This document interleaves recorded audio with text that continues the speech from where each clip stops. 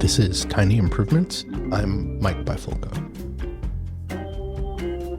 I have really enjoyed learning about human cognition, the study of thinking and understanding. It's all about how we gather, process, remember, and use information in order to make sense of the world around us. As you might imagine, the way people do thinking is a broad topic, which research has only just begun to explore. The fascinating thing to me about cognition is that many of the learnings we can derive from research on human thought boil down to simple principles.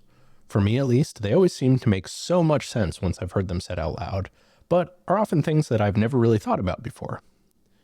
We tend to think of our interpretation of the world around us as something that works in a straightforward manner, that the world appears to us in the same way as it truly is. The truth is that our perception of the world is often distorted by our own biases and expectations, and can also be manipulated by the way we're presented with information.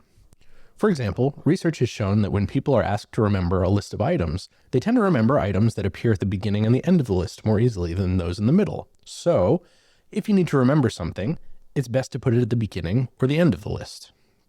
Similarly, the von Restorff effect is a psychological phenomenon that describes how people tend to remember things that are different from the rest of a group.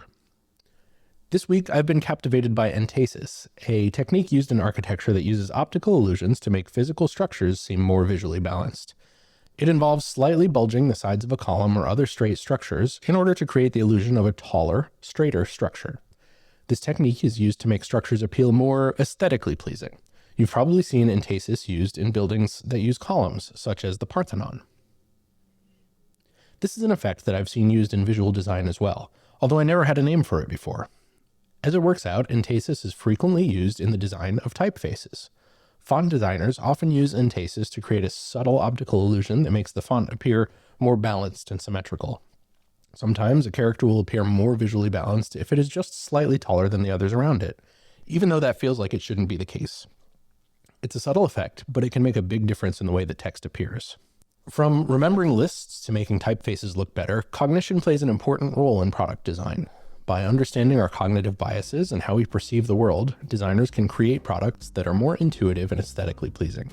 Cognitive science is a powerful tool for product designers, and it can be used in unexpected ways to create remarkable results.